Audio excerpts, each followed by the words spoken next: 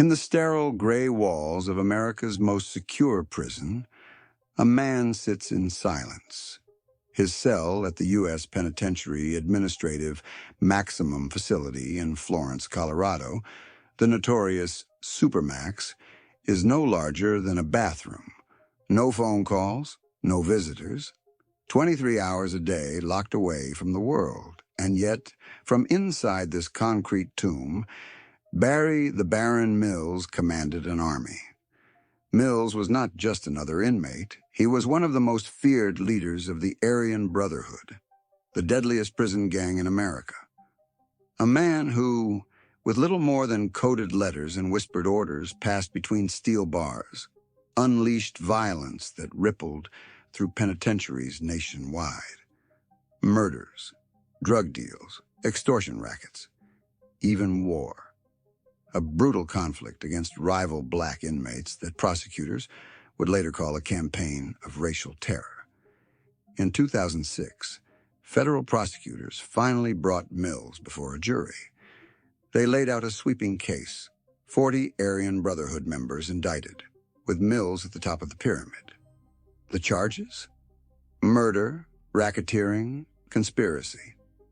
They told jurors that Mills had ordered killings with messages written in invisible ink made from urine. They described how he and fellow leader Tyler, the Hulk Bingham, turned prison gangs into a criminal empire. And they revealed the toll, at least 14 murders tied directly to Mills' word. The government sought the death penalty. They wanted to silence the Baron forever. But even in the courtroom, with shackles on his wrists and a jury watching, Barry Mills remained defiant, cold, unshaken. This is the story of Barry Mills, a man who entered prison for robbery in 1969 and never came out. A man who rose to power in the most dangerous corners of America's prison system, leaving a legacy written in blood. Every criminal empire has an origin story. For Barry Mills, that story began far from the razor wire and cell blocks where he would one day reign. Born in 1948, Mills grew up in California, in an America caught between post-war optimism and a brewing cultural upheaval. His early years were unremarkable, the kind of life that might have gone unnoticed. But by the late 1960s, Mills had already stepped into the world of crime. In 1969, at just 21 years old, Barry Mills was convicted of armed robbery. It was not a petty theft or a minor scrape with the law. It was a violent, calculated crime that showed a willingness to take risks and use intimidation to get what he wanted. That conviction sealed his fate. Mills was sent to San Quentin State Prison, one of California's most notorious institutions. San Quentin in the late 1960s and early 1970s was a crucible of violence. Racial tension ran high inside the prison walls.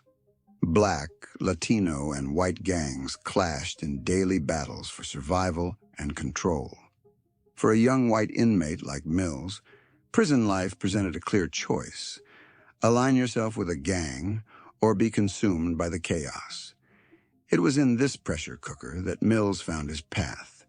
He gravitated toward the Aryan Brotherhood, a white supremacist gang that had formed only a few years earlier inside California's prisons.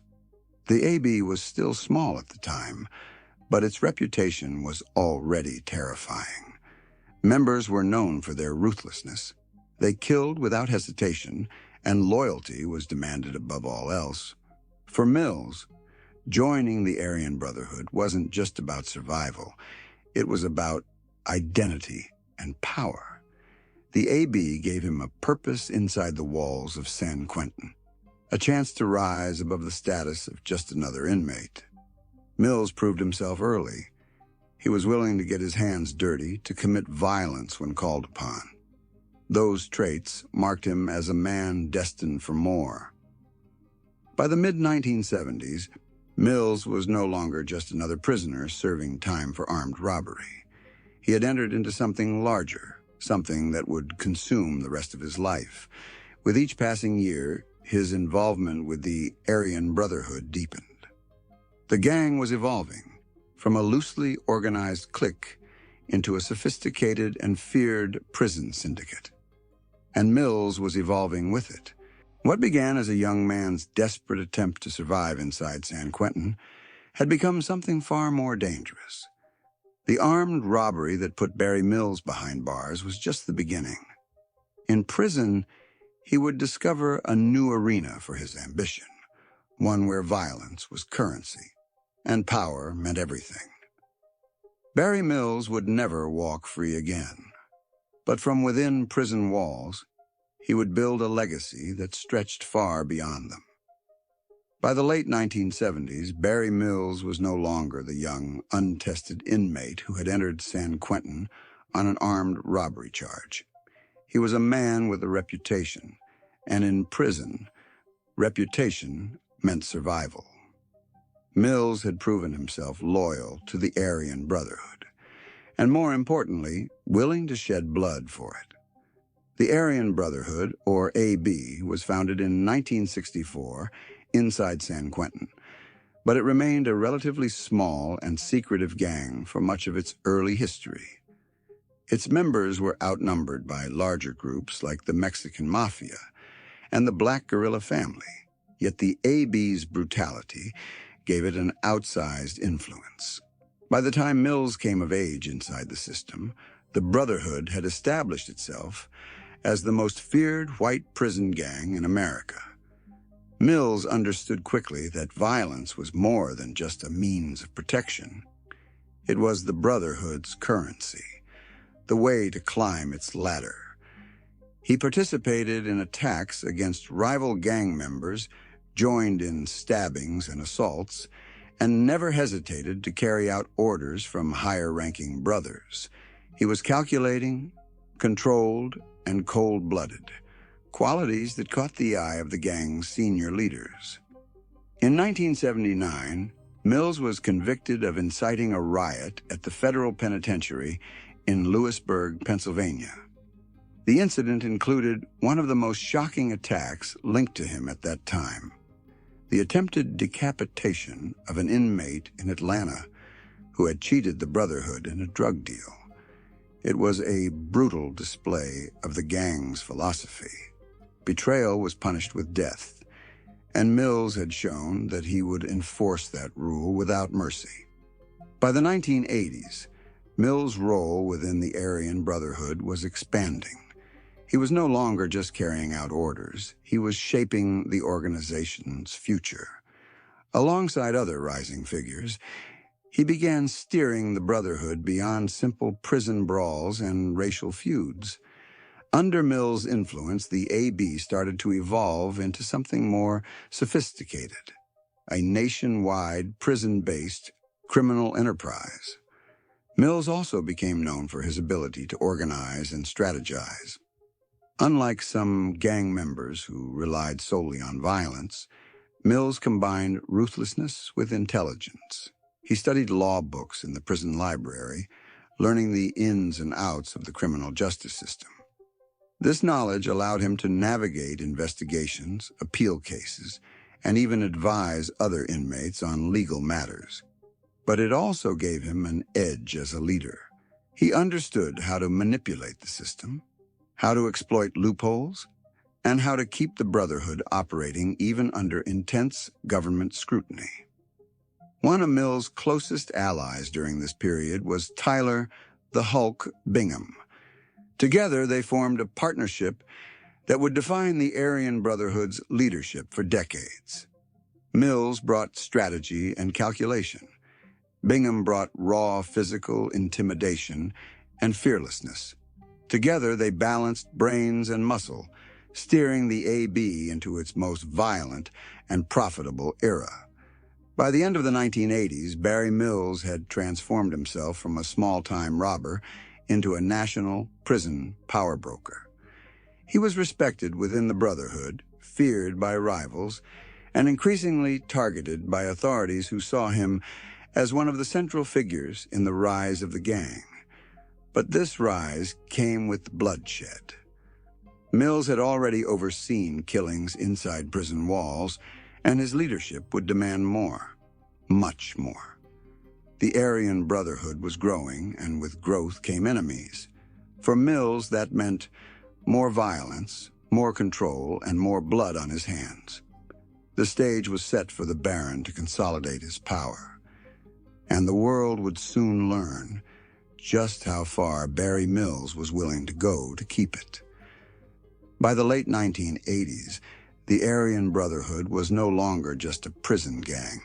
Under the leadership of Barry the Baron, Mills, and Tyler the Hulk Bingham, it was evolving into a criminal syndicate, one that extended its influence across state and federal institutions and even beyond prison walls. Mills, once a young recruit desperate to survive in San Quentin, was now at the very top of the hierarchy. Mills' leadership style was defined by cold calculation. He rarely acted impulsively, preferring to plan carefully and delegate orders through trusted lieutenants. Unlike some gang leaders who thrived on chaos, Mills thrived on control. He envisioned the Aryan Brotherhood not as a loose collection of violent men, but as a disciplined organization with rules, structures, and a code of conduct. Loyalty was rewarded. Betrayal was punished with death. Together with Bingham, Mills oversaw a nationwide expansion. The AB was no longer just a California-based gang. It had spread into federal penitentiaries from Pennsylvania to Texas, from Colorado to Illinois. Wherever white inmates sought protection or power, the Brotherhood was waiting.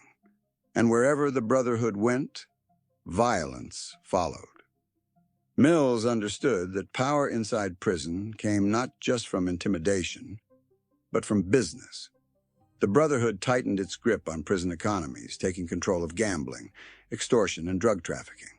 Methamphetamine, heroin, and cocaine flowed through prison pipelines, often smuggled in by corrupt guards or family members of inmates. The profits were immense, and Mills ensured the AB took a cut of every deal. In some cases, the gang's influence reached into the streets, with associates outside prison walls carrying out orders, moving drugs, and sending money back inside. But consolidation also meant conflict.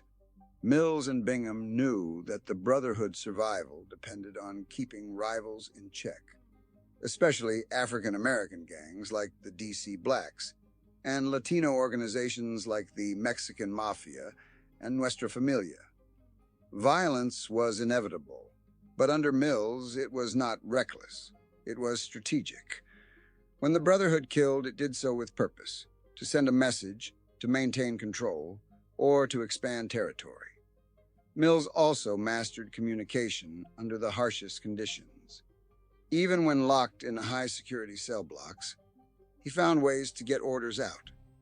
Authorities later discovered that Mills used coded messages written in invisible ink made from urine or milk, smuggled through seemingly harmless letters. Other times, orders were relayed through visitors, attorneys, or even disguised within legal documents. The system tried to isolate him, but Mills always found a way to make his voice heard. His growing reputation earned him a chilling nickname, the Baron. It was a fitting title. He ruled the Brotherhood like a feudal lord, dispensing justice, rewards, and death sentences from within his concrete fortress. Few dared to cross him. Those who did rarely lived to tell the tale. By the early 1990s, Barry Mills was not just a gang leader. He was the undisputed commander of the Aryan Brotherhood's national network. With Bingham at his side, he had transformed the AB into one of the most feared and organized criminal enterprises in America's prison system. But with power came scrutiny. Federal investigators were beginning to connect the dots, tracing murders and drug deals back to Mills' orders. Each killing, each coded message, each shiv in the night added weight to the case building against him. Barry Mills had consolidated his power. The Baron was at his peak. But as history has shown, the higher a king climbs, the more enemies gather at his gates. Barry Mills' rise to the top of the Aryan Brotherhood was written in blood. For Mills, violence was not random. It was a tool, a weapon to enforce discipline, to strike fear into rivals, and to solidify his control. His legacy inside America's prison system is measured not in words, but in bodies. Authorities would ultimately link Mills to at least 14 murders, along with numerous attempted killings. He never pulled the trigger or wielded the shank himself. He didn't have to. As the Baron, his orders carried the weight of life and death. When Mills sent a command, whether hidden in a coded letter or whispered through the gang's channels, it was carried out with ruthless efficiency. One of the earliest murders directly tied to Mills's leadership came in 1989.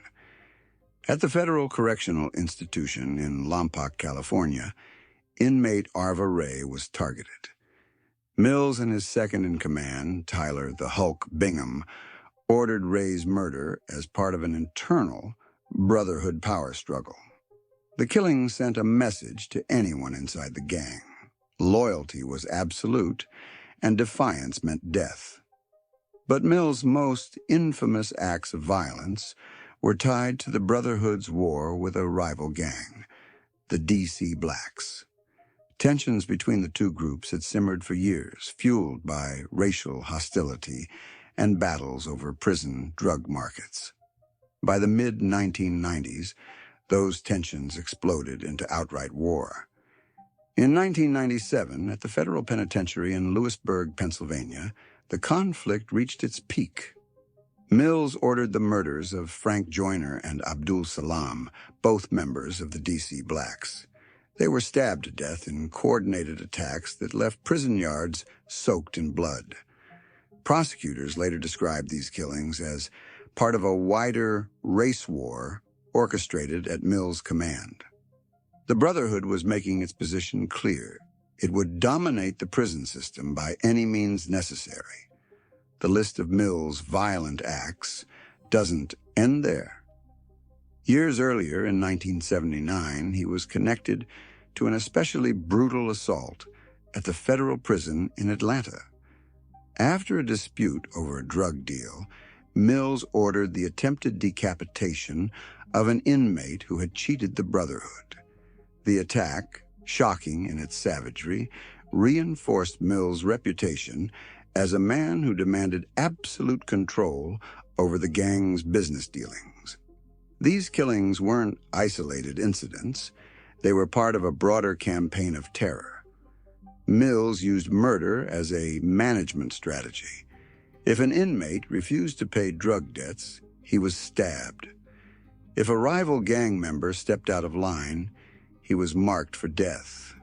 If a Brotherhood member showed weakness or disobedience, his fate was sealed.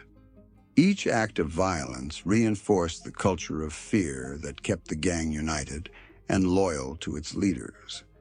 The methods of communication only added to Mills' aura of power. Even under the tightest restrictions, he found ways to command from the shadows. Investigators uncovered letters written in invisible ink made from urine, a primitive but effective way to hide orders from guards. Other messages were smuggled out through lawyers, girlfriends, or even disguised as legal documents. Mills was a man in a cage, but his influence reached across the entire prison system. The result was a reign of terror. Federal prisons became battlegrounds, with the Aryan Brotherhood carving out control through relentless violence. Guards knew that even minor disputes could erupt into bloodshed if Mills deemed it necessary. Rival gangs learned to tread carefully, and inmates understood that crossing the AB meant death. But these murders and assaults also had another consequence. They drew the attention of the federal government. Each stabbing, each coded message, Each body in the yard became evidence in a growing case. For years, investigators built files, connected dots, and waited for the moment to bring the Baron to justice. By the late 1990s, it was clear. Barry Mills was not just another inmate. He was the architect of a campaign of murder and terror inside the most secure prisons in America. And the government was preparing to strike back. By the turn of the new millennium, federal investigators had spent decades piecing together the puzzle of Barry Mills' criminal empire. Each prison stabbing, each coded message, each inmate silenced by steel blades or fists, all of it formed part of a broader picture. Mills was not just another violent prisoner. He was the commander of the Aryan Brotherhood, orchestrating chaos from within the most secure cells in America. In 2002, the Department of Justice unveiled a sweeping indictment. 40 members and leaders of the Aryan Brotherhood were charged in a massive racketeering case. At the center of it all, Barry the Baron Mills and his partner, Tyler the Hulk Bingham. Federal prosecutors allege that Mills and Bingham were responsible for 14 murders, multiple conspiracies to commit murder, and the direction of a prison-wide race war against the D.C. blacks. The indictment was historic. For years, law enforcement had struggled to break the Brotherhood. Inmates rarely cooperated. Evidence was difficult to gather in the closed, violent world of federal penitentiaries. But now, the government had its case. The charges carried the death penalty. The trial began in 2006, and it quickly became clear that this was not just another criminal proceeding. It was a battle for the very soul of the federal prison system. Prosecutors painted Mills as a cold-blooded puppet master, a man who issued death sentences from inside a locked cell. They described him as the Baron, a leader who wielded power through fear and violence. Central to the prosecution's case was the Brotherhood's use of coded messages. Evidence revealed that Mills had sent out orders using invisible ink, often made from urine or milk, to conceal instructions. In these secret communications, he authorized murders, assaults, and gang operations. Even in isolation, prosecutors argued, Mills had managed to run a nationwide criminal syndicate. Witness testimony was equally chilling. Former Aryan Brotherhood members who had turned informant testified against their leader. They described in detail how Mills and Bingham ordered killings, how they maintained strict control over the gang, and how disobedience was met with swift and brutal consequences. One of the most explosive elements of the case was the allegation of a planned race war. Prosecutors argued that Mills had declared war against the D.C. blacks, ordering killings across multiple facilities to establish white dominance inside the federal prison system. They pointed to the 1997 murders of Frank Joyner and Abdul Salam in Lewisburg as clear examples of this deadly campaign. But Mills and his defense team fought back. They argued that the government's case was built on unreliable witnesses, convicted criminals who had turned informants to save themselves. They pointed out that prison was already a violent place and that not every stabbing or fight could be pinned on the Aryan Brotherhood's leadership. As the trial dragged on, the stakes grew higher. Prosecutors demanded the ultimate punishment, death. They argued that Mills and Bingham had left behind a trail of bodies and showed no remorse. To allow them to live, they said, was to allow the Brotherhood's leadership to survive. But in the end, the jury was torn. After weeks of deliberation, they found Mills guilty of racketeering and multiple murders. They convicted him of orchestrating violence and running the Aryan Brotherhood like a mafia from inside prison. Yet when it came to the death penalty, the jury deadlocked. Some jurors believed Mills deserved execution. Others hesitated, unsure about sentencing a man to death based on testimony from criminals. The result? Barry Mills was spared the death chamber. Instead, he was sentenced to 4 consecutive life terms without parole. The Baron would never leave prison alive. For federal prosecutors, it was still a landmark victory.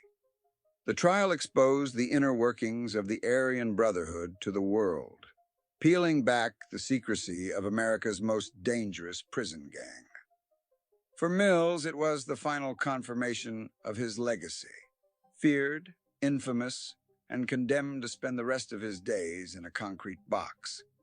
But even behind multiple layers of steel doors, his influence lingered. The Aryan Brotherhood remained, its networks intact, its soldiers loyal. The Baron had been caged, but the machine he helped build continued to run. For Barry Mills, violence was always the foundation of power.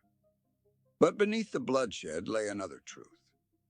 The Aryan Brotherhood was, at its core, a business. Mills understood that control wasn't just about intimidation. It was about money. And under his leadership, the Brotherhood became a multi-million-dollar criminal operation that thrived behind bars. Inside prison walls, the AB dominated illicit economies. Mills oversaw networks that smuggled heroin, methamphetamine, and cocaine into penitentiaries through corrupt guards, visitors, and clever schemes. Drugs became the Brotherhood's lifeblood. By controlling supply, they controlled addicts. By controlling addicts, they controlled debts. And by controlling debts, they controlled lives. Inmates who couldn't pay were extorted, forced to smuggle contraband, or marked for death. But drugs were only one part of Mills's empire. The Brotherhood also controlled gambling rings inside prisons, sports bets, card games, even fights. Every wager was taxed by the AB. The gang took a cut from everything, ensuring that money flowed upward through its hierarchy. If an inmate refused to pay, punishment was swift and often fatal. Extortion was another cornerstone. New inmates, particularly whites, were pressured into paying for protection. Others were coerced into smuggling goods or acting as couriers for the gang. With the Brotherhood's reputation for merciless violence, few dared to resist. Even outside prison walls, the Brotherhood's reach extended. Mills coordinated with associates on the streets, using them to traffic drugs, launder money, and funnel profits back inside. Families of gang members were sometimes drawn into the business, knowingly or not, becoming part of the cycle that fueled the Brotherhood's survival. Mills had turned the Aryan Brotherhood into more than just a gang of knife-wielding convicts. Under his direction, it resembled a criminal corporation with clearly defined leadership, steady revenue streams, and ruthless enforcement policies. Violence was its brand, but profit was its purpose. For the government, this transformation made the Brotherhood even more dangerous. It wasn't just a threat to prison safety. It was a machine that generated cash, power, and influence across the nation. At the top of that machine sat Barry Mills, running an empire from a cage. By the mid-2000s, Barry Mills' fate was sealed. The 2006 racketeering trial had ensured that he would never walk free again. At over 60 years old, the Baron was locked deep inside the supermax prison in Florence, Colorado, the so-called Alcatraz of the Rockies. Here, in near-total isolation, Mills spent his final years. 23 hours a day inside a concrete cell, 1 hour in a small cage for exercise. Meals slid through a slot in the door, human contact reduced to brief words with guards. Yet even in these conditions, authorities remained wary. They knew Mills had a history of sending orders through the smallest cracks in the system. He was treated not just as a prisoner, but as a continuing threat. On July 8, 2018, Barry Mills died inside federal custody at the age of 70. The official reports offered little detail, but his passing marked the end of an era. For nearly 4 decades, Mills had been the face of the Aryan Brotherhood's power, its strategist, its executioner, its ruler. His death left behind a complicated legacy. To law enforcement, he was a symbol of the failures of the prison system, proof that men could build empires behind bars despite the tightest security. To his followers, he remained a legend, a leader who embodied the Brotherhood's creed of loyalty, violence, and power at any cost. Even in death, the Baron's shadow lingered. The Aryan Brotherhood lived on, its operations continuing, its reputation unshaken. Mills was gone, but the machine he helped forge out of blood and fear remained. The Baron Mills lived and died behind bars. His story was not one of redemption, but of power built on violence. From a 1969 armed robbery to the leadership of the Aryan Brotherhood, Mills embodied the darkest side of America's prison system. A man who turned confinement into a command center. Mills never needed freedom to wield influence. He ruled through fear, orchestrating murders with coded messages, directing drug trafficking from isolation cells, and ordering wars that left prison yards stained with blood. To law enforcement, his life was a chilling reminder that walls and steel doors cannot always contain ambition. But his legacy also reveals something deeper: the enduring power of prison gangs in America. Mills was not just an individual criminal. He was part of a system that thrives on violence, racial tension, and survival. The Aryan Brotherhood existed before him and continues after him. Yet during his reign, it reached new levels of organization, brutality, and notoriety. In the end, Barry Mills died as he lived, a prisoner, unrepentant, and feared. His story remains a stark warning. Sometimes the most dangerous men in America are not the ones roaming free, but the ones already locked inside.